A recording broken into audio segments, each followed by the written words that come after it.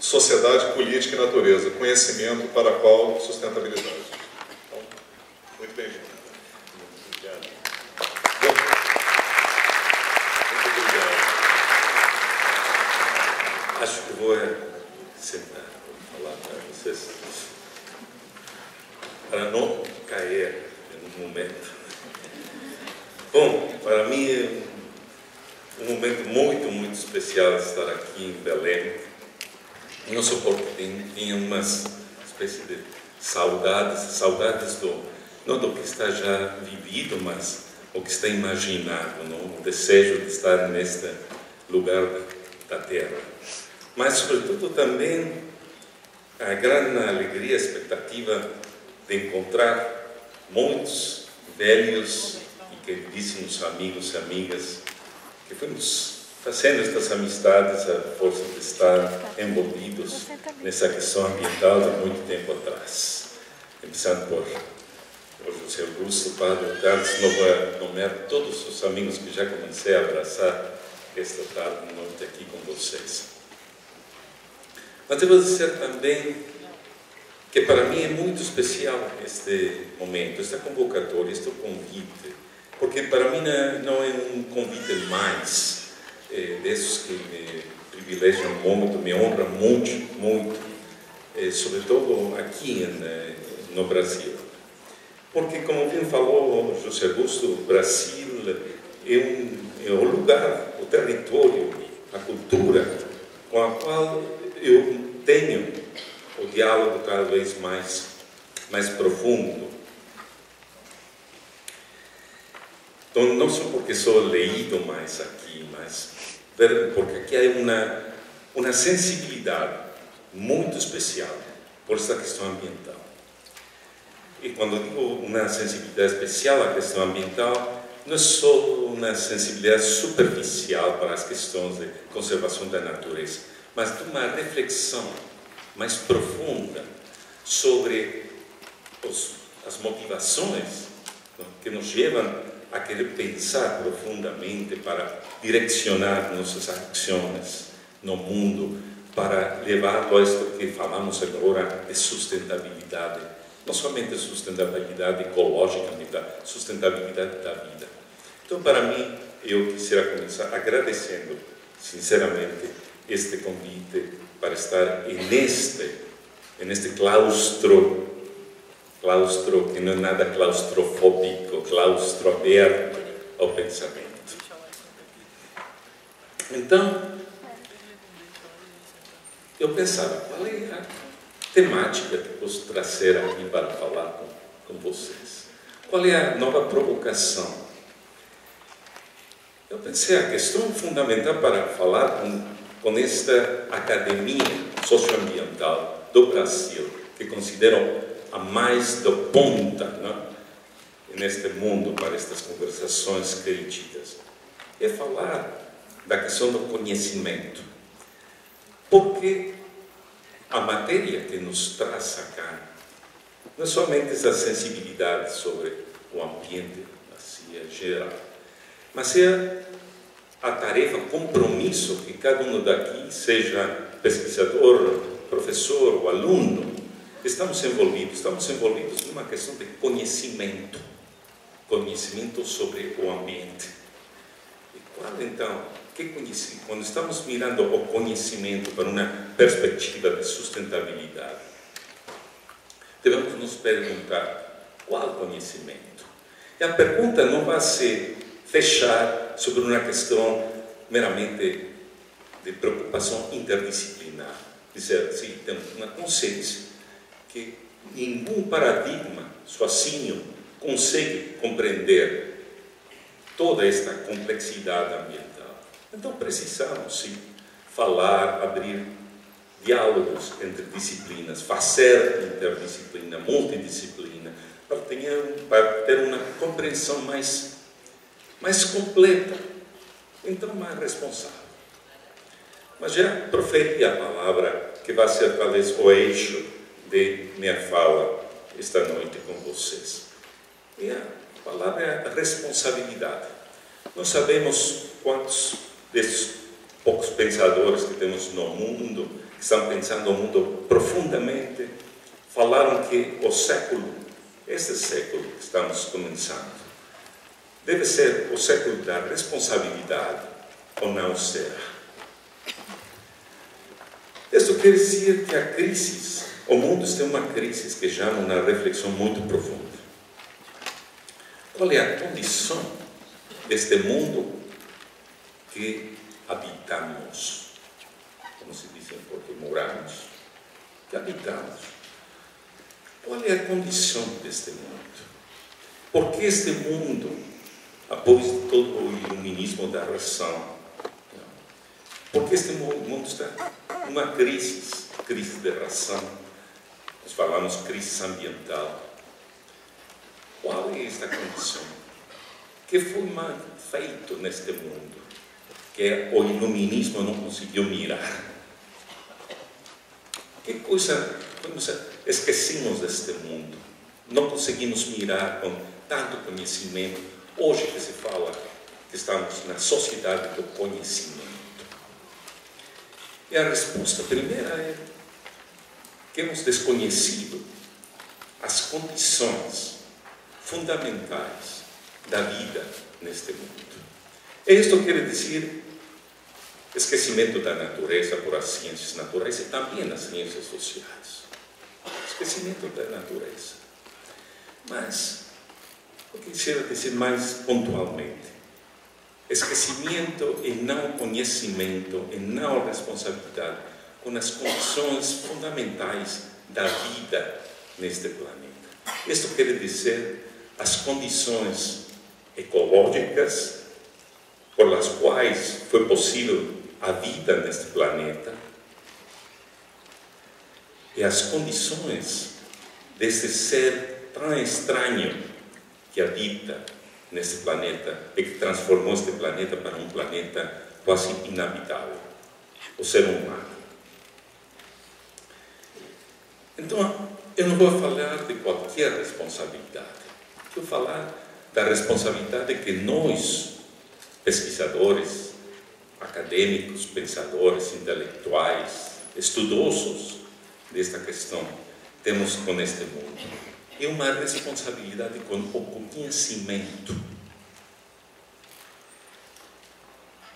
E esta é uma questão, como estava dizendo, que vai além da preocupação de abrir canais de interdisciplinaridade. De onde vem esta questão de um conhecimento que não conhece, que não sabe essas condições fundamentais da vida?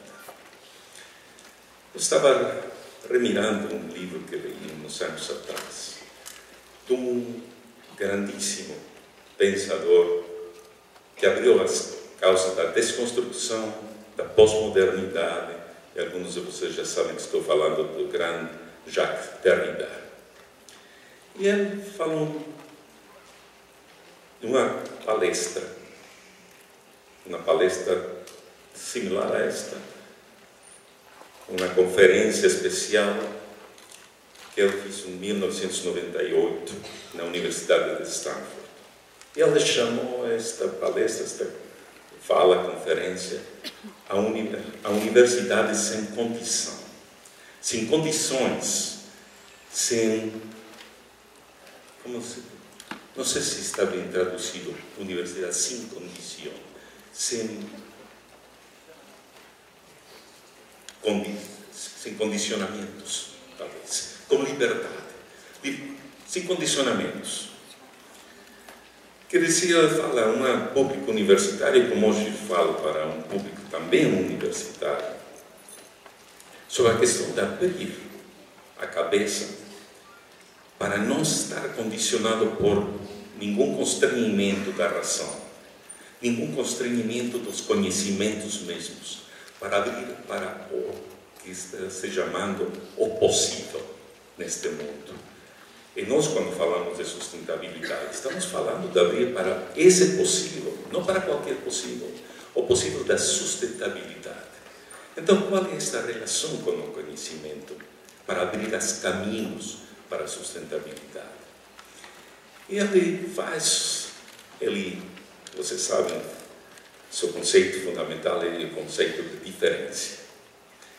Então, ele fala da diferença entre os saberes performativos e os saberes constatativos.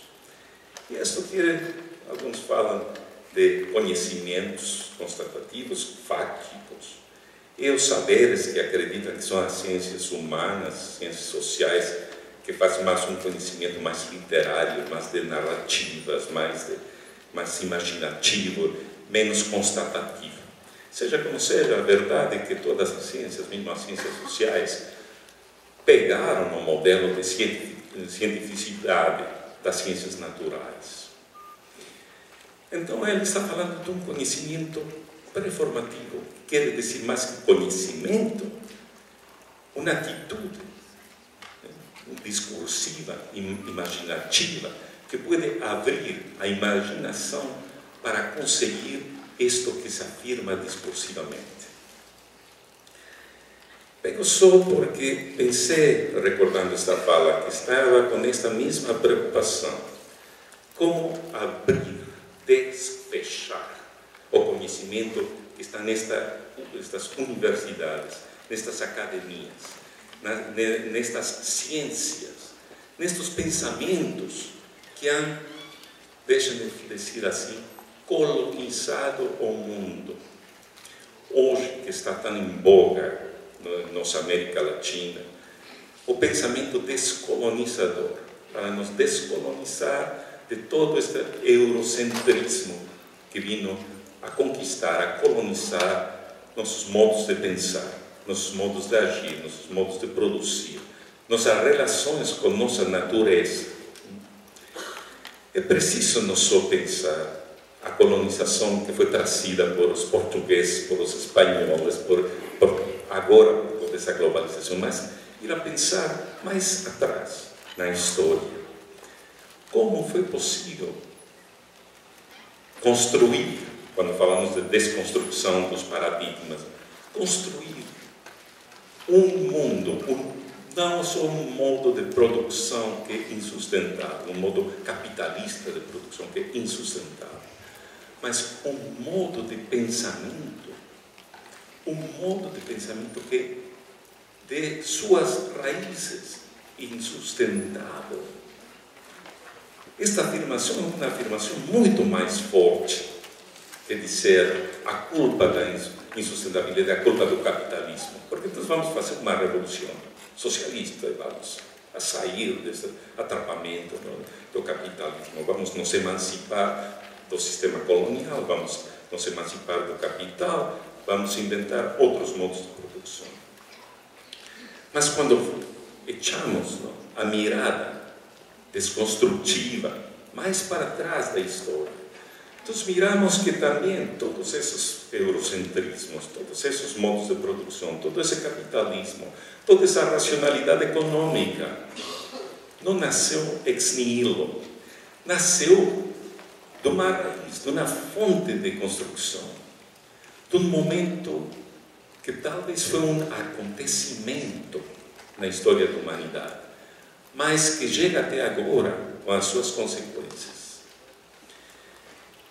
Estou falando de uma questão que é uma violência do pensamento, pode dizer, ocidental.